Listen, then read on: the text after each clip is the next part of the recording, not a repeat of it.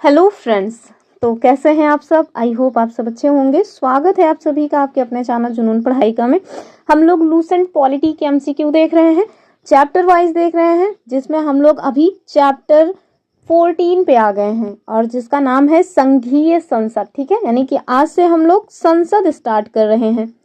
तो चलिए स्टार्ट करते हैं। इससे पहले आगे बढ़े, अगर आप लोग पहली बार चैनल पे विजिट किए हैं तो चैनल को सब्सक्राइब जरूर करके रखें और बेल नोटिफिकेशन को ऑन कर दें ताकि आपको डेली टू डेली क्लासेस की नोटिफिकेशंस मिलती रहें। तो चलिए स्टार्ट करते हैं, देखते हैं आज का अपना पहला क्वेश्चन।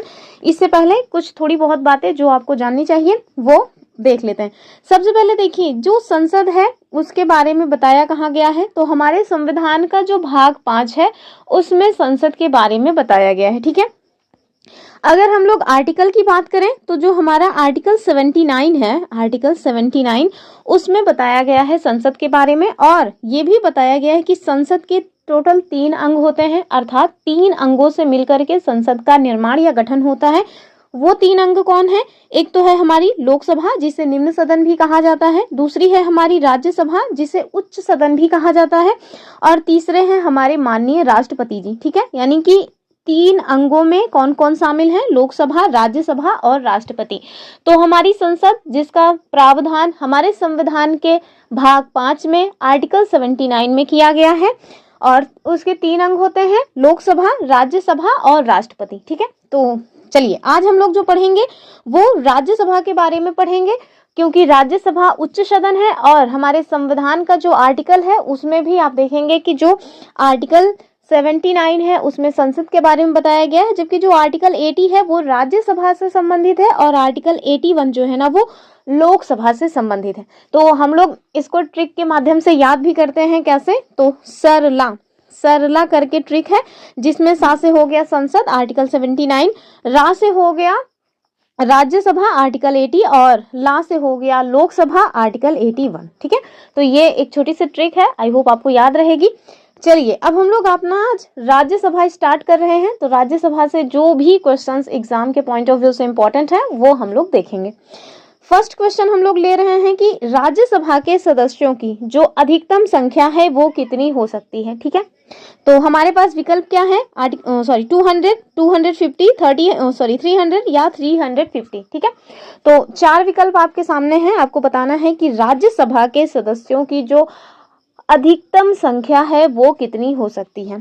तो इसको हम लोग देख लेंगे। इसका आंसर जो है वो बी वाला हो जाएगा, यानी कि 250। ठीक है, तो राज्यसभा जिसे उच्च सदन कहा जाता है, इसमें आप देखेंगे कि सदस्यों की जो हाईएस्ट संख्या है यानी अधिक से अधिक जो संख्या है वो 200 हो सकती है, और इसका जो प्रावधान है वो आपको कहाँ देखने को मिलेगा?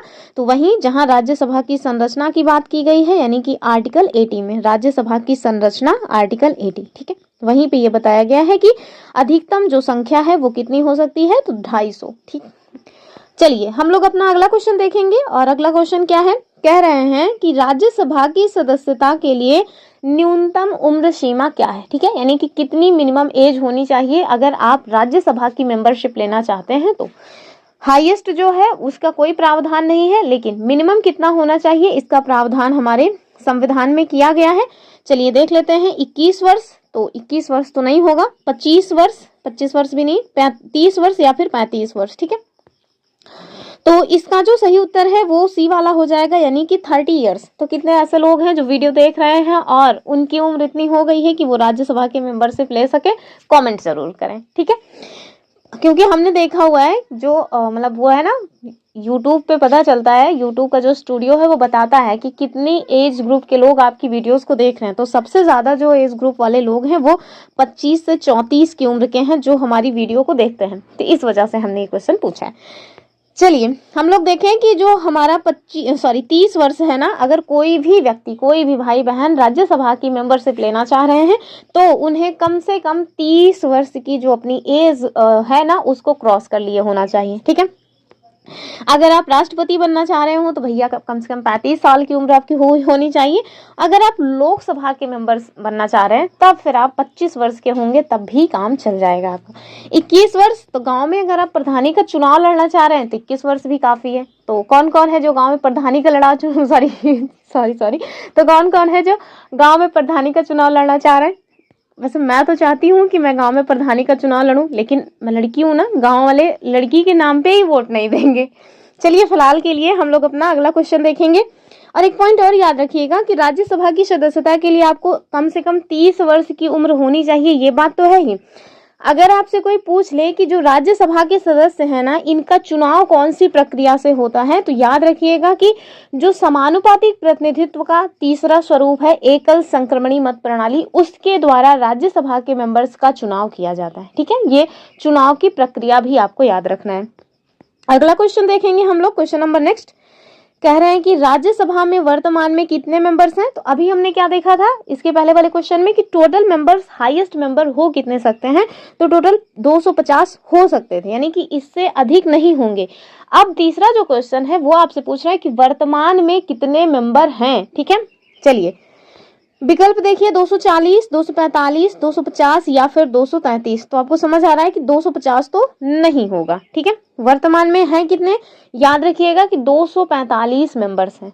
और ये जो 245 मेंबर्स हैं ना, इसमें आपको एक चीज याद रखना है कि 12 मेंबर्स ऐसे होते हैं, 12 मेंबर्स ऐसे होते हैं जिन्हें राष्ट्रपति जी के द्वारा मनोनीत किया जाता है। और ये भी याद रखिएगा कि राष्ट्रपति जी राज्यसभा में जो 12 मेंबर्स को मनोनीत करते हैं वो कहाँ से बिलोंग करने चाहिए, तो वो ऐसे व्यक्ति होने चाहिए जिन्हें या तो कला में या साहित्य में या विज्ञान में या समाज सेवा या सहकारिता के क्षेत्र में विशेष नॉलेज हो। ठीक है, तो ये कुछ क्राइटेरिया बताए गए हैं। इन क्राइटेरिया के आधार पर जो राष्ट्रपति जी हैं वो राज्यसभा में 12 मेंबर्स को मनोनीत करते हैं।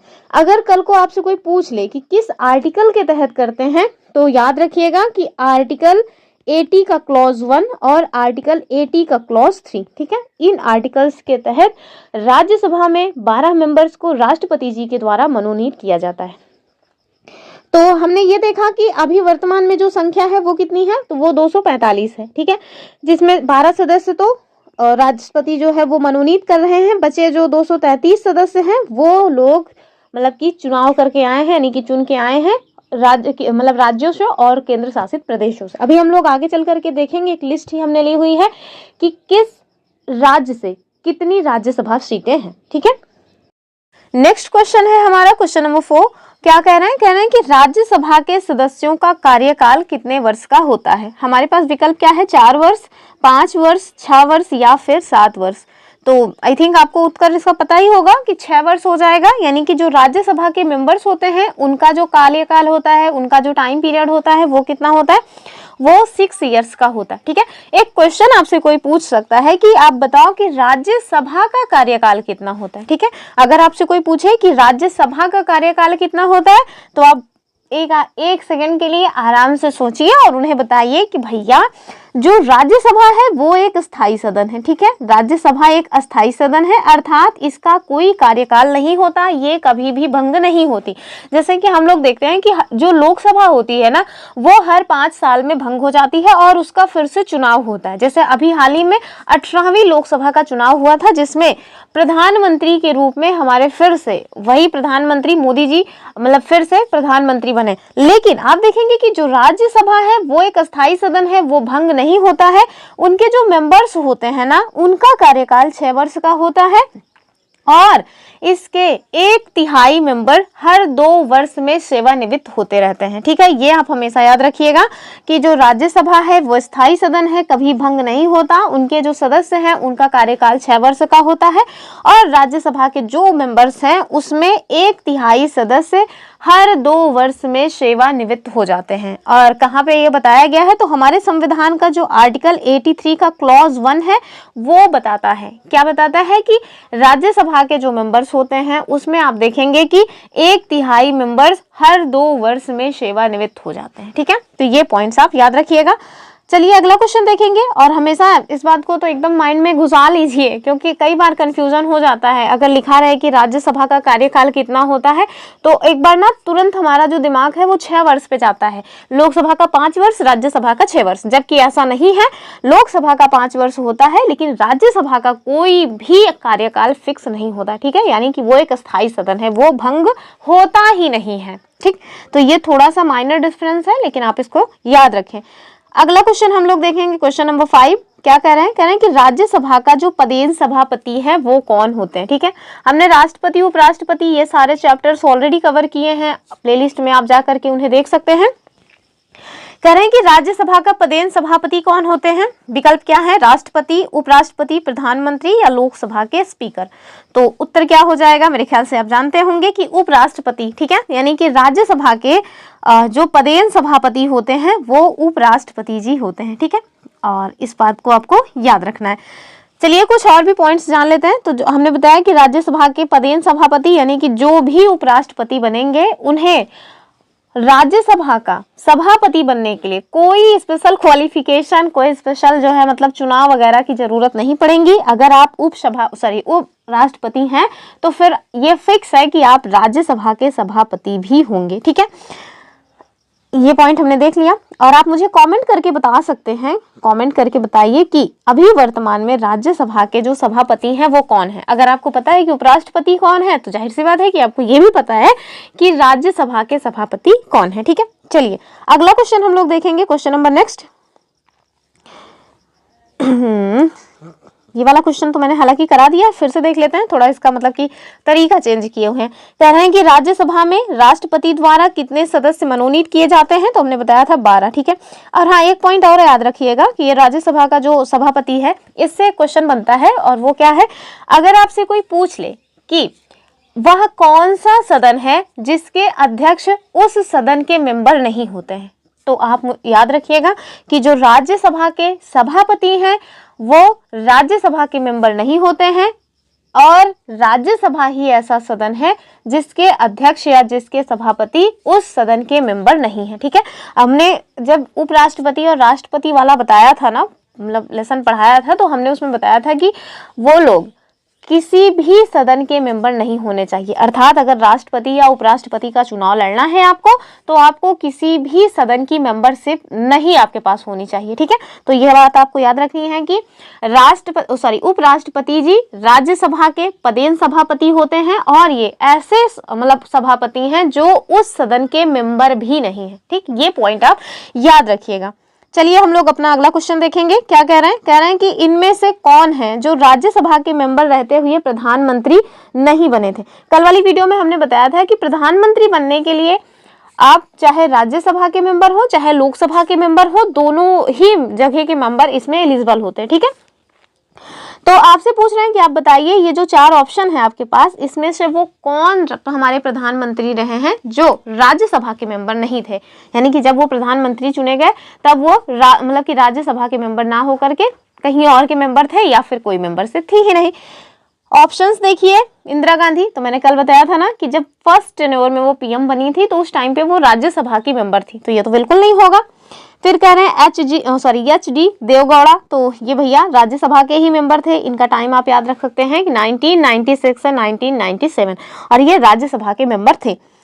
नेक्स्ट क्या है, आई के गुजराल। ठीक है, तो आई के गुजराल थे या नहीं, हाँ आई के गुजराल जी भी थे 1997 से 1998 तक। ठीक है, फिर कह रहे हैं अटल बिहारी वाजपेयी, तो अटल बिहारी वाजपेयी जी के बारे में ऐसी कोई नॉलेज आपको देखने को नहीं मिलेगी, तो यही इसका उत्तर हो जाएगा। हाँ, अटल बिहारी वाजपेयी के बदले में आप याद रख सकते हैं कि डॉक्टर मनमोहन सिंह, ठीक है, डॉक्टर मनमोहन सिंह जी जब पीएम थे तो वो राज्यसभा के मेंबर थे। ठीक है, ये पॉइंट आप याद रखिएगा। तो हमने इसका उत्तर बता दिया ना, क्या हो जाएगा, अटल बिहारी वाजपेयी, यानी कि ऑप्शन 4। हम लोग थोड़ा उप सभापति के बारे में देख लेते हैं। हमने राज्यसभा के सभापति के बारे में देख लिया कि उपराष्ट्रपति जो है वो पदेन अध्यक्ष होते हैं या पदेन सभापति होते हैं राज्यसभा के। लेकिन अब हमें एक पॉइंट और जानना चाहिए, वो क्या है, वो है उप सभापति, क्योंकि ये इंपॉर्टेंट फैक्ट है, ये इंपॉर्टेंट पॉइंट है, उप सभापति। ठीक है, तो ये जो उप सभापति हैं ये कहाँ से आते हैं, तो राज्यसभा के जो मेंबर्स हैं वो मेंबर्स अपने में से ही एक व्यक्ति को उप सभापति के रूप में चुन लेते हैं। ठीक है, यानी कि राज्यसभा के मेंबर्स अपने उन्हीं मेंबर्स में से किसी एक व्यक्ति को चुन लेते हैं कि भैया आप हमारे उप सभापति हैं। ठीक है, और सपोज दैट कोई ऐसी बात आई, कोई ऐसी सिचुएशन आई जिसमें उप सभापति जी का जो पद है वो खाली हो जाए, तो उस टाइम पे क्या होगा, क्या उस टाइम पे सभापति उनका पद संभाल लेंगे? नहीं, उस टाइम पे सभापति उनका पद नहीं संभालेंगे। क्यों नहीं संभालेंगे? क्योंकि भैया जो सभापति हैं वो उस सदन के मेंबर नहीं हैं। ये बड़ा माइनर सा डिफरेंस है जो आपको याद रखना है कि उप सभापति का पद यदि किसी कारणवश खाली हो जाता है, वो कहीं गए हैं या कोई और भी मतलब प्रॉब्लम आ गई है और वो अपनी सीट पर नहीं है, तो क्या होगा, उप सभापति का जो पद है वो खाली नहीं रहेगा, उस पे उन्हीं मेंबर्स के द्वारा उन्हीं में से किसी अन्य मेंबर को उपसभापति चुन लिया जाएगा। लेकिन किसी भी हाल में जो सभापति हैं वो उपसभापति के पद को नहीं लेंगे। क्यों नहीं लेंगे? क्योंकि जो सभापति हैं वो उस सदन के मेंबर नहीं है। ठीक है, ये पॉइंट आप याद रख सकते हैं, मतलब याद भी रखना चाहिए, पता नहीं कल को पूछ ले। ठीक है, तो पद रिक्ति भी इनकी याद रखिएगा उपसभापति की, ये थोड़ा इंपॉर्टेंट पॉइंट है। और एक पॉइंट और याद रखना है, उपसभापति जी को कैसे उनके पद से हटाया जाता है, क्योंकि सभापति को कैसे हटाया जाएगा ये सब तो हमको पता है। कैसे पता है? क्योंकि हमने जो उपराष्ट्रपति वाला सेक्शन है उसमें ये सब कवर किया है। लेकिन अब हम लोग जो उपसभापति हैं इनको कैसे हटाया जाएगा, इनके हटाए जाने की प्रक्रिया क्या है ये देख लेते हैं। हमने कैसे चुना जाना है ये देख लिया, अब हम देखेंगे कि इन्हें कैसे हटाया जाता है। तो जो उपसभापति हैं वो यदि राज्यसभा के सदस्य नहीं है तो जाहिर सी बात है कि वो फिर उपसभापति नहीं रहेंगे, अर्थात किसी कारणवश यदि इनसे राज्यसभा की सदस्यता छिन जाए तो ये उपसभापति नहीं रह जाएंगे, अपने आप ही इनके उपसभापति की जो सीट है वो खाली हो जाएगी। ठीक है, दूसरा ये मतलब सभापति को संबोधित करते हुए खुद अपना त्यागपत्र दे सकते हैं। ठीक है, तो सभापति को संबोधित करते हुए ये अपना त्यागपत्र दे सकते हैं। ठीक, तीसरा कैसे हटाया जा सकता है, तो जो राज्यसभा है ना वो तत्कालीन समस्त सदस्यों के बहुमत द्वारा पारित संकल्प द्वारा अपने पद से हटाया जा सकेगा। अर्थात जो राज्यसभा के मेंबर्स हैं उसमें जो सदस्य उस टाइम पे उपस्थित हैं उनके बहुमत से पारित संकल्प के द्वारा इन्हें हटाया जा सकता है। किनको?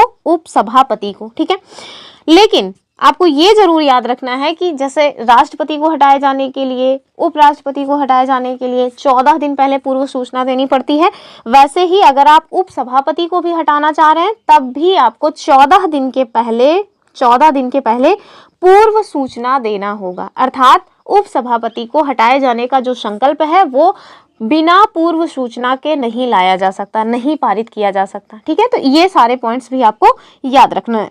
ठीक है, तो हमने उपराष्ट्रपति को भी देख लिया, उपराष्ट्रपति जो कि पदेन सभापति हैं राज्यसभा के, उनको देख लिया, यानी कि सभापति को देखा और उपसभापति को देखा। कैसे चुना जाता है और कैसे हटाया जाता है, दोनों ही प्रक्रिया को देख लिया। अगले क्वेश्चन पे आएंगे हम लोग। और हाँ, एक पॉइंट और है जो कि इस बार पूछा भी गया था एग्जाम में, वो क्या था कि सपोज दैट जो सभापति या उपसभापति हैं अगर उनको हटाए जाने की प्रक्रिया स्टार्ट हो गई है, ठीक है, यानी कि उनको हटाए जाने का जो संकल्प है वो विचाराधीन है, तो क्या वो पीठासीन होंगे? तो नहीं होंगे। ठीक है, यानी कि चाहे वो सभापति या फिर उपसभापति, अगर इन्हें हटाए जाने की जो प्रक्रिया है वो विचाराधीन है, तो आपको याद रखना है कि जो हमारे संविधान का आर्टिकल 92 है वो कहता है कि भैया ये पीठासीन नहीं होंगे। ठीक है, पीठासीन नहीं होंगे। ठीक, ये पॉइंट आप याद रखिएगा। ये क्वेश्चन पूछा गया है, इसी साल पूछा गया था। अब हालांकि 2025 में नहीं, 2024 में जो एग्जाम हुए हैं उसमें पूछा गया, क्योंकि 2025 में तो अभी कोई एग्जाम हुआ नहीं है। हाँ, सुनने में आ रहा है कि KVS का एग्जाम जो है मार्च के मिड में या फिर मार्च के एंड तक इसका जो नोटिफिकेशन है वो हमें देखने को मिल सकता है। और BPSC 4.0 है ना, उसका भी नोटिफिकेशन आपको जल्द ही देखने को मिल सकता है। तो फिर ये सारे एग्जाम्स होंगे।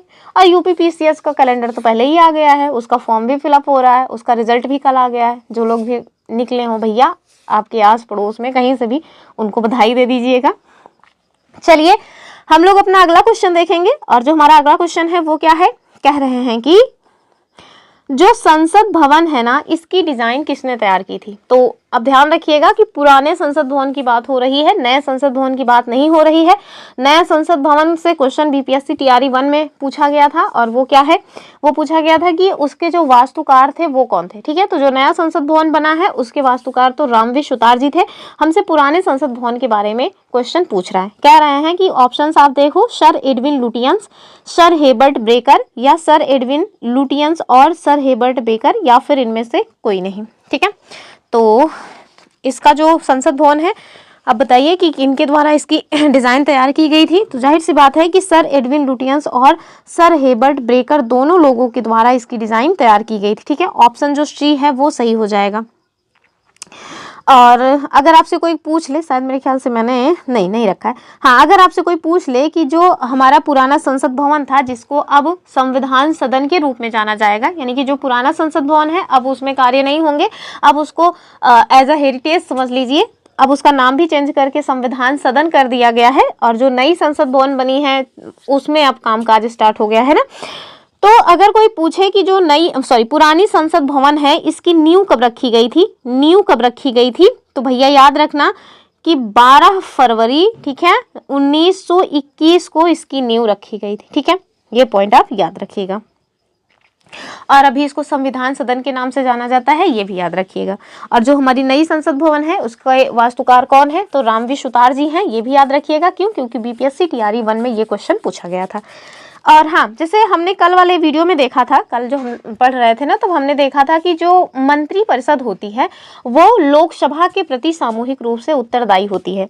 जो यूपीएससी है ना उसने एक क्वेश्चन पूछा था, और यूपीपीसीएस ने भी पूछा है कि जो मंत्री परिषद होती है वो सामूहिक रूप से लोकसभा और राज्यसभा के प्रति उत्तरदायी होती है। ये क्वेश्चन 2023 में उत्तर प्रदेश पीसीएस ने पूछा है, कोई ऐसे वैसे एग्जाम में नहीं पूछा गया है। ठीक है, तो उत्तर प्रदेश का सबसे कठिन जो एग्जाम होता है ना उसमें पूछा गया है। क्या पूछा गया है कि जो मंत्री परिषद होती है वो सामूहिक रूप से लोकसभा और राज्यसभा के प्रति उत्तरदायी होती है।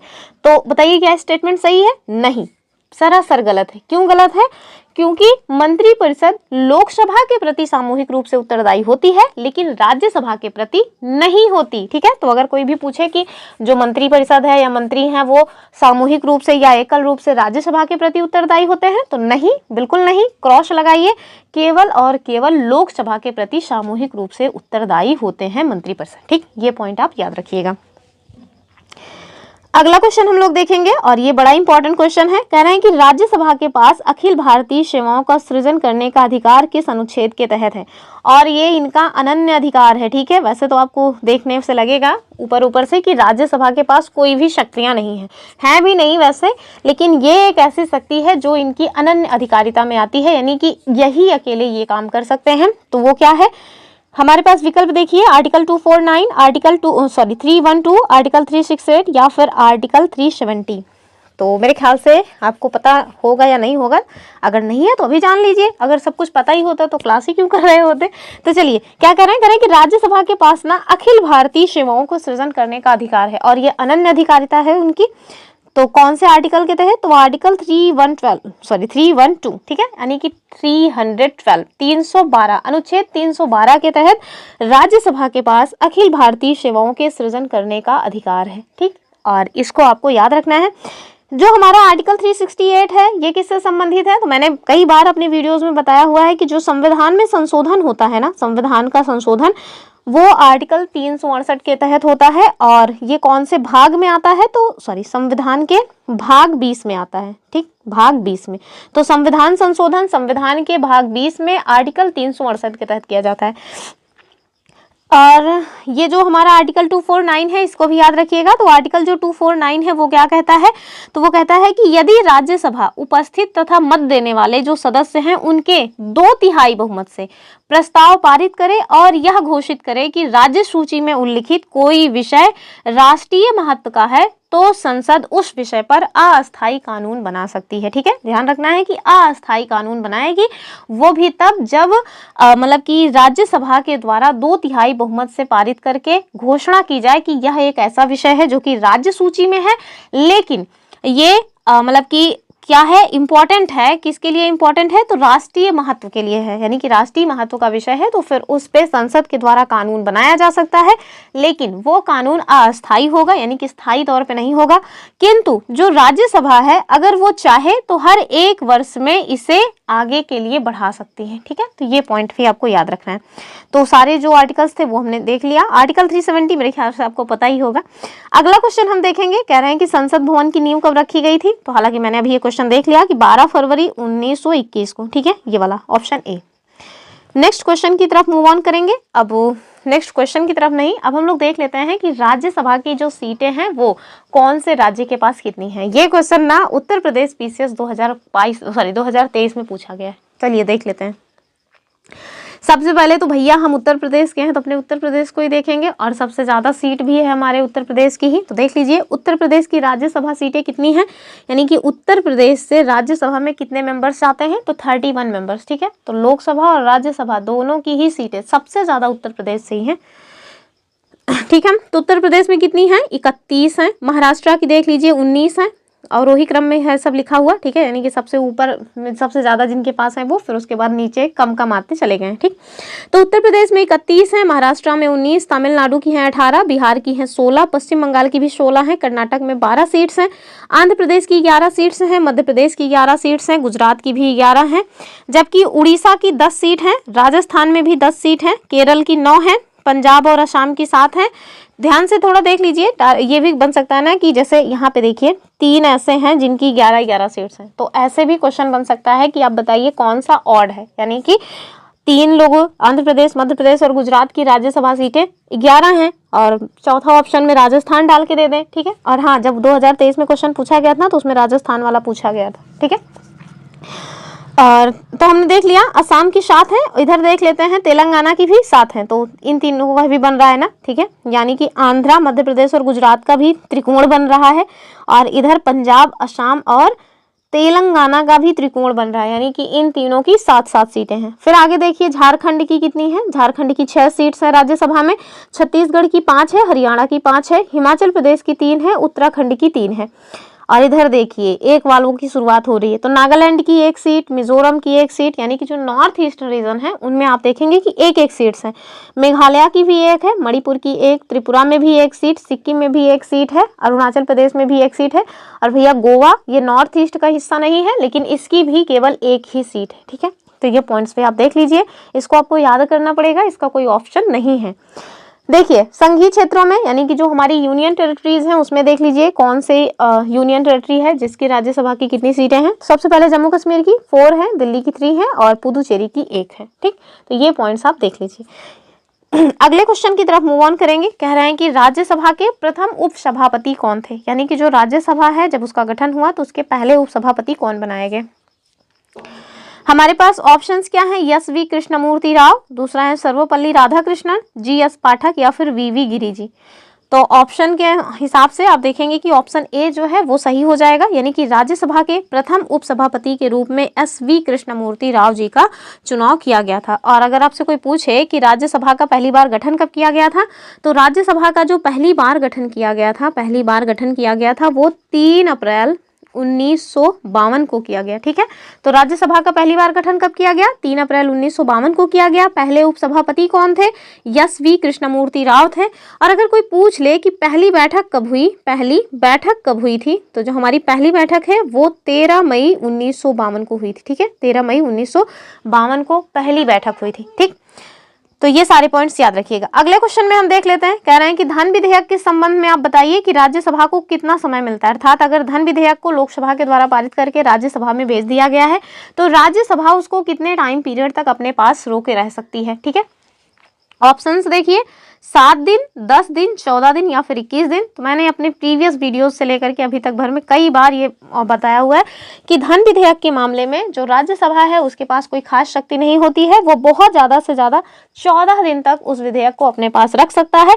और अगर 14 दिन के भीतर उन्होंने अपनी कोई सलाह मशवरा दे करके भेजा नहीं वापस, तो क्या होगा, मान लिया जाएगा कि वहाँ से वो पारित हो चुका है। ठीक है, और धन विधेयक आर्टिकल कहाँ पे है, तो जो धन विधेयक का आर्टिकल धन विधेयक से संबंधित आर्टिकल है 109 का 1। ये जो आप जानते होंगे कि धन विधेयक आर्टिकल 110 में है, लेकिन धन विधेयक आर्टिकल 109 से भी संबंधित है। ये क्वेश्चन 2024 में यूपीएससी ने पूछा था और कई सारे लोगों ने गलत किया था। ठीक है, तो याद रखिएगा कि जो हमारा आर्टिकल 109 का क्लॉज 1 है वो क्या कहता है, वो कहता है कि धन विधेयक राज्यसभा में पुनः स्थापित नहीं किया जाएगा। धन विधेयक के संबंध में राज्यसभा को केवल और केवल सिफारिशें करने का अधिकार है, ठीक है। यानी कि राज्यसभा धन विधेयक के मामले में केवल सिफारिश कर सकती है, जिसे मानने के लिए, यानी कि उन्होंने सिफारिश किया तो उसको लोकसभा मानने के लिए बाध्य भी नहीं है, अर्थात लोकसभा उसको माने या ना माने वो केवल और केवल सिफारिश करके भेज सकते हैं। बाकी सारी चीजें राज्यसभा के ऊपर लोकसभा के ऊपर डिपेंड करती है, और राज्यसभा इसे केवल और केवल हाईएस्ट 14 डेज तक अपने पास रोक के रख सकती है। यदि इन 14 डेज में उन्होंने अपनी सिफारिशों को भेजा नहीं लोकसभा में, तो लोकसभा के द्वारा यह मान लिया जाएगा कि ये प्रस्ताव राज्यसभा में पारित हो चुका है, यानी कि जो धन विधेयक है वो राज्यसभा से पारित हो चुका है। तो राज्यसभा को धन विधेयक के बारे में, धन विधेयक को लेकर के कोई भी शक्ति नहीं प्राप्त है, ये पॉइंट याद रखिएगा। और 109 का क्लॉज 1 व 109 ही याद रखिएगा कि ये भी धन विधेयक से ही संबंधित है, ठीक है। और बाकी वैसे अगर कोई पूछ ले कि धन विधेयक की जो बात है वो कौन से आर्टिकल में की गई है, तो आर्टिकल 110 में की गई है। और एक पॉइंट और भी याद रखना है कि राज्यसभा धन विधेयक को ना तो अस्वीकार कर सकती है और ना ही उसमें कोई संशोधन कर सकती है, ठीक है। यानी कि संशोधन करने का भी अधिकार नहीं है राज्यसभा को, और अस्वीकार करने का तो कोई बात ही नहीं है। नेक्स्ट क्वेश्चन की तरफ मूव ऑन करेंगे, और ये आज का लास्ट क्वेश्चन भी होगा, और इसी के साथ राज्यसभा समाप्त भी हो जाएगा। क्या कह रहे हैं? कह रहे हैं कि निम्नलिखित में से किस केंद्र शासित प्रदेश का राज्यसभा में प्रतिनिधित्व नहीं है, ठीक है। तो हमने अभी 3 लोगों को देखा था ना जो राज्यसभा में अपने मेंबर्स को भेज रहे थे, कौन कौन थे उसमें? दिल्ली थी, पुदुचेरी थी और जम्मू कश्मीर था। कहीं भी अंडमान निकोबार द्वीप समूह की बात वहां पे नहीं आई थी। तो इसका जो उत्तर है वो क्या हो जाएगा? वो हो जाएगा हमारा ऑप्शन सी वाला, ठीक है, कि अंडमान निकोबार द्वीप समूह के द्वारा राज्यसभा में अपने मेंबर्स को नहीं भेजा जाता। तो ऑप्शन जो सी है वो रॉन्ग हो जाएगा। तो इसी के साथ आप देखेंगे कि जो कि हमारा राज्यसभा वाला टॉपिक था वो समाप्त होता है। आई होप आपको वीडियो पसंद आई होगी, वीडियो में बताई हुई जो चीज़ें हैं वो आपको समझ आई होंगी। अगर वीडियो पसंद आई है तो प्लीज़ लाइक शेयर करना ना भूलें, चैनल को सब्सक्राइब करके रखें। हमने अपने इसी चैनल पे जो लूसेंट की हिस्ट्री है वो पूरा कंप्लीट कराई हुई है। एनसीईआरटी हिस्ट्री क्लास 6 to 8 जो आपको केंद्र में जो भी एग्जाम्स होते हैं, चाहे वो केवी का एग्जाम हो, चाहे वो सीटेट का एग्जाम हो, इन सब में हद से ज़्यादा महत्वपूर्ण है, आप उसे ज़रूर देखें। क्लास 6 to 8 हमने हिस्ट्री कंप्लीट करा दी है। आगे हम 9 से लेकर के 12 तक भी हिस्ट्री कराएंगे, लेकिन अभी हमने 6 to 8 कराई है। आप लोग जैसे उस पर इंटरेक्ट करेंगे उसी हिसाब से फिर हमें भी मोटिवेशन आएगा, तो वैसे हम उसको भी कंप्लीट आगे करा देंगे। तो साथ में ज्योग्राफी का भी काफ़ी सारा सेक्शन हमने अपने इसी चैनल पे कंप्लीट कराया हुआ है लूसेंट का, तो आप उसको भी ज़रूर देखें। सबकी प्लेलिस्ट आपको इसी वीडियो के डिस्क्रिप्शन बॉक्स में मिल जाएगी। और अगर आप PDF चाहते हैं तो उसके लिए आप हमारा टेलीग्राम चैनल जरूर ज्वाइन करके रखें। चलिए फिर मिलेंगे अपनी अगली वीडियो में। प्लीज़ वीडियो को लाइक शेयर जरूर करें, और अगर आपके पास किसी भी तरह की कोई क्वेरी है तो आप मुझे कमेंट कर सकते हैं, या फिर हमें हमारे सोशल मीडिया प्लेटफॉर्म पे फॉलो कर सकते हैं, वहां भी आप क्वेश्चंस पूछ सकते हैं। तो चलिए फिर मिलते हैं अपने अगली वीडियो में, तब तक के लिए जय हिंद।